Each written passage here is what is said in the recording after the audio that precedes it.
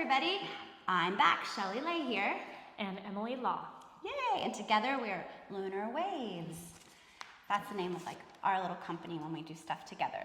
So today we are talking about mindset and what that means and how you can change your mindset with just a few little tricks and hacks, and then really use your mindset to help you achieve your goals. So, how would you define mindset, Em? Well, I think mindset refers to everybody's individual set of attitudes and beliefs and thought patterns throughout life, and it shapes how each of us perceives and responds to the world around us. And it's sort of like your own personal mental lens through which you view yourself and others. Right, exactly. I would think of it as how mindset is how you frame something. It's like, how do you see this issue, this part of the world, yourself within it? And so mindsets can be fixed or they can be growth oriented. You've probably heard of a growth mindset, right? So that means you are willing to change, you're willing to grow, and that's what it takes to achieve great things. No, or even just good small things like great health. Absolutely. And of course, mindset can mean many things to many people over a gamut of topics, and today we're going to talk about several of those topics. Right. So our lens that we view mindset through, of course, is as health and holistic movement coaches, and we are really talking to the midlife woman who is busy, who doesn't have a lot of time, like us, and needs things that work quickly and effectively. So we're coming at it from that point of view, and specifically, of course, dealing with health overall. And we would like to emphasize that making small shifts in your mindset is what sometimes can feel impossible, makes things actually actualize. Right. Those. These small little shifts can make huge gains in the rest of your life. And you find out that things are doable. Yeah, because they are. Okay, so first up, let's talk about habits. Okay, sounds good. In general. So how do you change habits? Well, I mean, one form of habit, especially that's important to us, is the concept of movement. Yep. And ask yourself, how much are you moving every day? How much are you getting out there and outside, not just staying indoors? How much time do you spend focusing on movement outside of your normal daily routine? So, and then of course, why is movement important? Our bodies are actually meant to be moving all day long. And just the negative side, but the truth of that is there are hundreds of diseases that can be prevented through movement. So by moving your body, you actually create your healthiest, best, happiest self. So everybody knows movement is important, but then if you're so busy, how do you do it? One of the things that I coach with my clients is time blocking. So you know you're really busy, so let's look at your calendar. Can we find 15 minutes here? Can we find 20 minutes there? And then just reframing your day, finding that mindset of okay, I actually do have little chunks of time, and maybe on a couple of days I could go even 30 minutes. So finding those times and time blocking really helps shift your thoughts from I'm too busy to no, I have time. Right. And Shelly likes to call them movement snacks, and that's just taking a short movement break in your sedentary day. Right. Anything from 5 to 15 minutes I would call a movement snack, and I didn't make that term up, it's out there. But it really adds up throughout the day, any kind of movement you can do. And so just changing your frame of mind, your mindset, you don't need a whole hour or 2 hours to work out. You could move for 5 minutes here, 5 minutes there, 5 minutes there, and then at the end of the day, you have 30, 45 minutes that have added up. And you can think of creative ways to do that and to meet those goals, whether it's deciding to walk on your lunch break a few times a week. Yeah, or maybe you get one of those little walking pads if you have a desk job. That can really help, and you just keep moving throughout the day. Take a 5-minute break and do 30 squats and 10 lunges, just those little bits. Actually, Possibilities are endless. the little bits of movement throughout your day actually matter even more than a big chunk of workout. That makes the biggest difference in your health. So another habit, so movement, I would say, is one of our cornerstones of health. Then also nutrition, right? Nutrition is just as important as movement. And really, most people eat the way their parents eat. Yes, right? it's true. I mean, I feel pretty lucky that I grew up in a rather healthy household. Same. So I had a very good base of like eating fruits and vegetables and lean meat, and like that was a part of how I grew up. Exactly. Like I wasn't allowed to have sugared cereals except for on occasion as a snack. I know. All those things. I never had Fruit Loops. So changing the way you eat from how you grew up can be a really big mindset shift, right? It definitely can. And we touched on this last week too, that part of that mindset is we have a diet culture, and culturally women have been taught to think that food is the enemy. You need to count your calories. If you eat that, you're gonna be fat. Right. I mean, literally I remember this, my best friend, mother-in-law, on her refrigerator, she had printed out a moment on the lips, a lifetime on the hips. That's so toxic. It's so awful. Like, no. Food is not the enemy. It is not. So changing that mindset. Right? Changing that mindset into how food can actually fuel you and taste good. Right. And there's a big shift among health professionals and athletes, and in that the goal is to be healthy. So we can go ahead and get into that, Shelley, about how our diet can support health goals. And right, exactly. So when you start shifting food as the enemy to no, actually food is fueling my movement, it's making my bones strong, it's increasing my muscle mass, and that is going to help me prevent sarcopenia, which muscle loss as you grow older, osteoporosis as you grow older. 50% of women over 50 are going to have an osteoporotic break. Which is an incredibly high number. Half of the women, because their bones are weak. No, nutrition and exercise can help prevent that now. So it's really actually vital that you eat the right things. Right. And change your mindset of, I'm on a diet right. to I am fueling myself right. with good nutrition. I'm sorry, 1,000, 1,200 calories a day is really not enough for anybody. No. Especially if you're moving. And your brain function. Yes, brain function, hello. So I'm really happy to see that shift in the larger culture. And I would love to say diet culture is dead, but it is not, my friends. Diet culture is alive and well. And we really need to keep working on spreading that shift to that healthy eating for movement, for healthy bones and muscles and brain and organs and blood. That's right. So, and I do think though, it's good to acknowledge the fact that food is a part of culture as well, right? And it's a part of celebration. Yes, it is something that can give us pleasure and taste good. And sometimes it is okay to use food as a way to give yourself a treat or just to enjoy it completely. And part of that is also recognizing internally what your body needs and being intuitive about what you're eating, paying attention to what you're eating, because sometimes you may be in a habit, speaking of habits, of making, maybe you're only eating 3 square meals a day and you're maybe eating too much and you always feel sluggish afterwards, right? Why are you doing this? So this is where intuitive eating comes in, right? This is a part of that, like really paying attention to how your body feels. And then I would say, well, how much did you eat? So starting to like track what you're eating, if you're getting enough nutrients, if you're overeating, like, okay, so I ate this much and I felt like this. Use it as a gauge, the tracking to how you feel.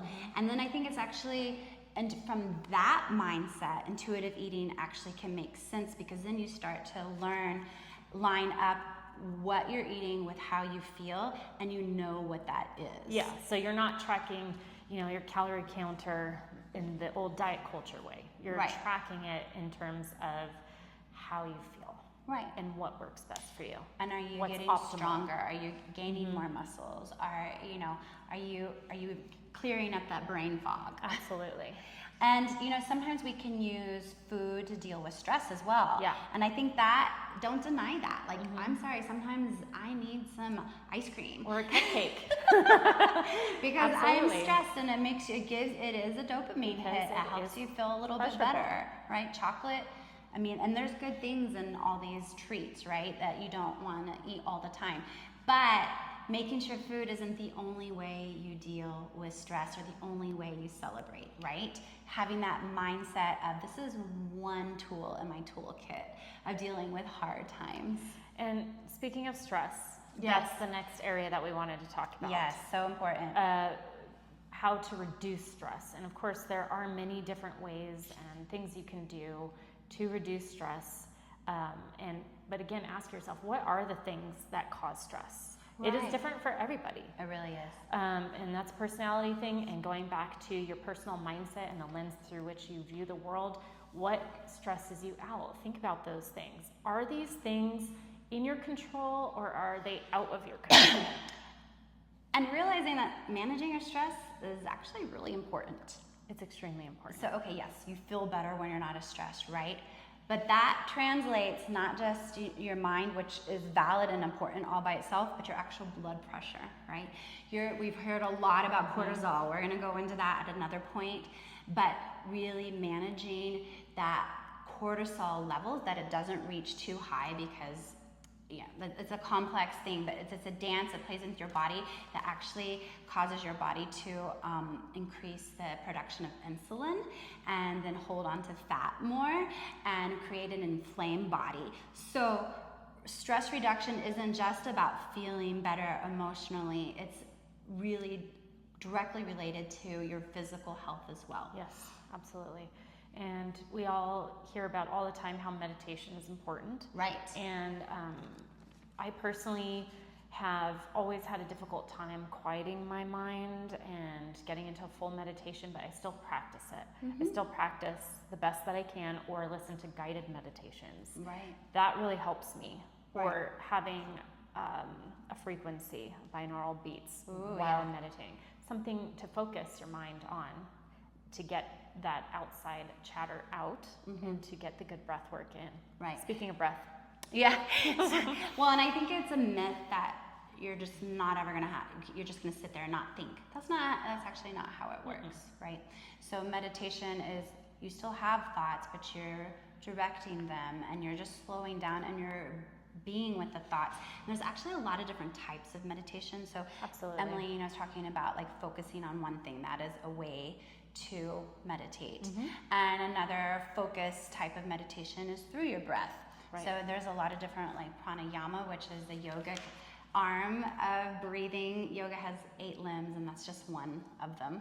And then just standard breathing exercises. I was actually just listening to a podcast about the breathing technique that Marines use when they're in the field and they have to stay focused, right? Breathe in for 5 and out for 5. So you could try that at some point. Exactly.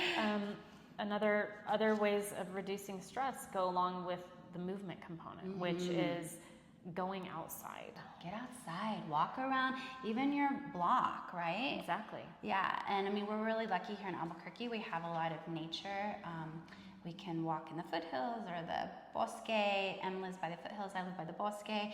Or just go walk in a park, or, just walking is huge, being outside and walking. And if you're busy, once again, if you have a work call and you can take it outside, go do that. Little things like that even helps. And go for a walk while you're on that work call. If you have a lot of kids, little kids, put them in a stroller, put them in a wagon, and maybe if you need an older neighborhood kid to pull the wagon, and so you can push the stroller because you have a lot of little kids.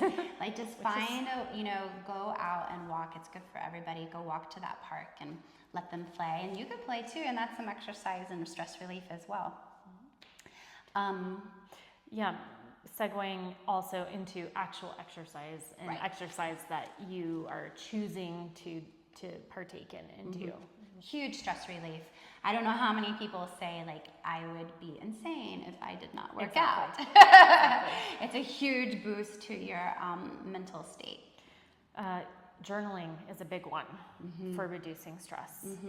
And there's a lot of different types of journaling as well. In my coaching programs, we always do just bullet points.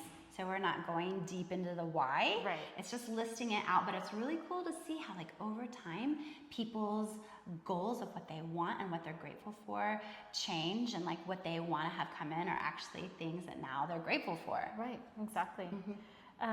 Another thing that can be a huge source of stress for people is knowing that you have lots on your plate or things to do, little itemized tasks that go on in your brain all the time.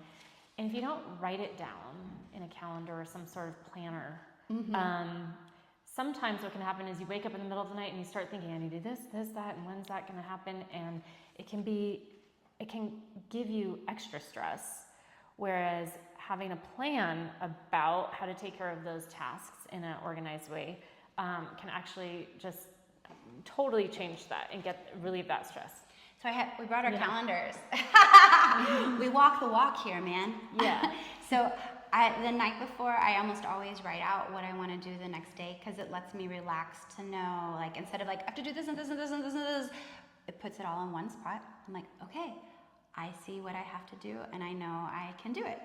Yeah, and for me, what works is to go week by week. So on the weekend or on Sunday, I actually write out what I need to do or take care of during the week, and then I color code things. So if it's going to the gym, that's an orange. Any health-related thing that I need to take care of, I put in orange. If it is a financial, if it's related to finances, I put that in green. If it's about spending time with my son or taking him to soccer practice or whatever that is, I put that in pink. So cool. I can see through the week how much I'm getting, of each area. And then also it just helps me be able to physically check it off and be like, or if I didn't get to it, put it on to the next day. So you see it, you have a plan. Yes, that helps reduce a lot of stress as well. Okay, so our third thing, our big topic is self-confidence and self-talk, because often it is our own belief in ourselves, our lack of belief, that gets in the way. Absolutely. There's so much negative talk in our heads in our society that we have been taught to tell ourselves, like, I'm not strong enough, that's too hard, I'm too busy, I'm too old. I'm too old to change and do new things. Right. And the thing that's really important about self-confidence is that at the end of the day, it's really a relationship between you and you. Of course, it's great to have cheerleaders and friends and family who uplift you and partners that uplift you, but you have to be your own supporter. And you can either listen to that negative self-talk and say, I don't think I can do that, or you can say, I absolutely can do that, I'm going to try. And to that point of why you need to believe in yourself, and you're not always going to have the cheerleaders, right? In life, there's always going to be times you have to do it without someone cheering you on. Absolutely. And you have to be your own cheerleader. So many silent, I don't want to use the term battles, but some of them are struggles that you have, things that other people don't even know are going on. These are things that you have to deal with on your own. And you can. And you totally can. And another a cool thing about self-confidence is when you believe you can do something, you actually perform better. Absolutely. So building up that belief that you are capable actually makes you capable. It's Isn't like that cool? magic. It is. But it works, and it's true. And it takes practice, It does. And so, utilizing the power of self-talk as a part of building up your confidence is a really, really great tool. So first, what you have to do is you need to step back and observe that inner dialogue. How are you talking to yourself? Are you saying positive things? Are you saying negative things? You might be surprised when you do that catalog and pay attention how many negative things you're actually telling yourself. Absolutely. And along those lines, when you start recognizing maybe intrusive thoughts. Intrusive is like a big buzzword on the internet, I notice, but it's true because we all have ruminating or intrusive thoughts, which are often attached to negative self-talk, like I'm not good enough, or I'm not gonna be able to do that, or this, that, or whatever. And when you start recognizing those as actually these intrusive thoughts are actually a habit. It's a pattern, and unfortunately, a habit is also a belief about yourself, or it can fuel that belief. And so you can change that habit by directly taking that thought or that negative self-talk and saying, oh, there's that thought again, and you can physically, even with your hand, push it away, recognize it as this is just a negative thought or negative self-talk. And I like to tell it to fuck off. Yeah. So Seriously. you just be like, F off, negative thought. That's the untrue part of myself that I'm not going to listen to. Absolutely. And then replace it with something that is true. Exactly. So you are literally thinking, is this a negative thought or is this the truth? And you recognize cognitively that it is a negative thought. And after you tell it to F off, how would you, Shelley, share how to reframe that? Okay, so there's a couple of subtle things here, because you could say, well, that negative thought is true, right? But does it serve you? Does it help you get where you want to be? Or is it just putting up more barriers is it to limiting? what you is want? It a limiting Exactly, does it thought? limit you? So when you recognize that thought, then you can create a mantra for yourself to change that thought and replace it. So I coach my clients, and what I've done for myself is to come up with a mantra that is true. I am becoming a more confident person, right? You can just say that as your mantra. I am working on this thing that the negative talk is saying you're bad at. I am becoming better at this thing that the negative thought is saying that, and I can do this. And I think it's also important to give yourself compassion in those moments when you do have these thoughts or negative talk, and be like, it doesn't mean there's something wrong with you for having those thoughts. No. You are acknowledging that, and you can be kind to yourself. And that reframe of saying, I am becoming this, or I like it when I feel this or that. Right. And so the mantra of, I'm becoming a confident person. I am getting stronger. I am, that you can use that to help change those negative patterns. And ultimately, are we ready for the last thing? Well, I just wanted to share one little thing we'll put in the podcast notes, or the PDF afterwards. Is there are a lot of studies, but there's one clip that I'd like to share with everybody, and it's a plant experiment where scientists grow plants and grow 3 different plants, and you can watch it, but it's all about how they talk to the plants. And you will see that the plants that had nurturing, loving talk, like, you can do this, or you are going to grow strong, thick leaves, end up doing so. I mean, and that's a plant world. Yeah. So imagine the complexity of our brain and our energy and power to do that too. I love that. When you think of little kids, when you tell them and encourage them, they start believing they can, and they start to do it. It's the same thing for yourself. Absolutely. And ultimately, all of these mindset shifts are actually a change in your identity, right?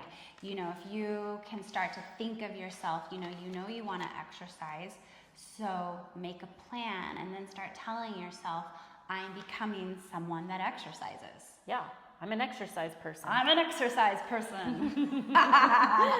You want to eat better. You want to have more nutrient-dense food.